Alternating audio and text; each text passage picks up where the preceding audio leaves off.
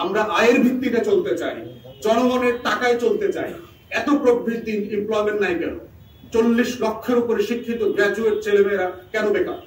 তাহলে আপনার স্ট্যাগফ্লেশন চলছে, যে আপনি শুধু দেখাচ্ছেন কৃত্রিম ভাবে আপনার ইকোনমি বড় হচ্ছে, কিন্তু প্রবৃদ্ধি নাই, জব নাই, কর্মসংস্থান হচ্ছে না, এবং জেনুইন কোনো ডেভেলপমেন্ট আমরা রাস্তা দেখতে পাচ্ছি না। বরং দেখতে পাচ্ছি 16 থেকে 25 বিলিয়ন ডলার প্রতি বছর লন্ডার হচ্ছে, বাইরে চলে যাচ্ছে। তাই সামারি হচ্ছে, দুইটা সামারি রিপোর্ট পার্টির পক্ষ থেকে। একটা হচ্ছে সিঙ্গেল ট্যাক্সে আসতে হবে, গ্র্যাজুয়ালি ভ্যাট বিলুপ্ত করে দিতে হবে, সকল ট্যাক্স বিলুপ্ত করে দেবে। দ্বিতীয়ত হচ্ছে অস্টারিটির মেজারে আসেন। আমার যে গভর্নমেন্টের সাইজ দেখেন, আমার 60টা মন্ত্রী, আমেরিকার ফেডারেল মিনিস্ট্রি হলো 16টা 17টা। আপনি কি আমেরিকার থেকে বড় লোক দেশ হয়ে গেছেন? আপনার এত মন্ত্রী লাগবে কেন? এত সচিবালয় লাগবে কেন? এক সচিবালয়ে 4টা অধিদপ্তর আছে, কেন 4টা অধিদপ্তর লাগবে? তাহলে আবার মন্ত্রণালয় কেন দরকার? আপনি একই কাজ 4টা ডিপার্টমেন্টকে দিয়ে করাচ্ছেন। জাপানে সে 4th লার্জেস্ট ইকোনমি, তার মিনিস্ট্রি হচ্ছে 11টা। আপনার কেন 60টা মন্ত্রণালয় লাগবে? আপনার অধিদপ্তর, তারপরে অটোনমাস বডি মিলে রাষ্ট্রের প্রায় 85টা সংগঠন আছে। এত বড় গভর্নমেন্ট তো আমার দরকার নাই। বাংলাদেশের মতো অর্থনীতিতে আমার এর 1% ওয়ার্কফোর্স দিয়ে এই রাষ্ট্র চালানো সম্ভব। এটাই হচ্ছে ডিজিটাল বাটপারি, যেটা আওয়ামী লীগ করে দিয়ে গেছে। ডিজিটালাইজেশন মানেটা কি দেখেন, যে অ্যানালগ জমানাতে আওয়ামী লীগ যখন এসছে, তখন আমার 12 লক্ষ সরকারি কর্মকর্তা কর্মচারী ছিল।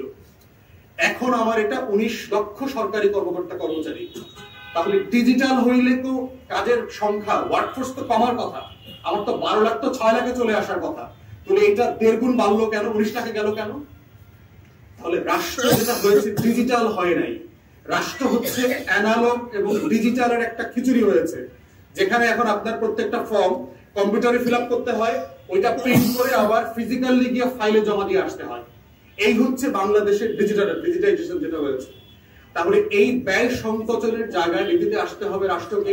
তা না হলে ঋণ করে ঘি খাওয়ার যে পুঁজিবাদী অর্থনীতি এবং লুটপাটের অর্থনীতি চালু হয়েছে, এই অর্থনীতি থেকে দেশ বের হয়ে আসতে পারবে না। আমরা অন্তর্বর্তীকালীন সরকারকে বলছি, গরিব মানুষের কোনো ট্যাক্সের লায়াবিলিটি থাকতে পারবে না।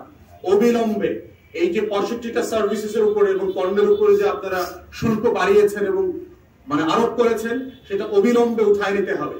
এবং আপনারা আয়ের পথ খোঁজেন, ব্যয়ের পথ খোঁজেন, লুটপাট বন্ধ করেন। এখনো লুটপাট বন্ধ হয়নি।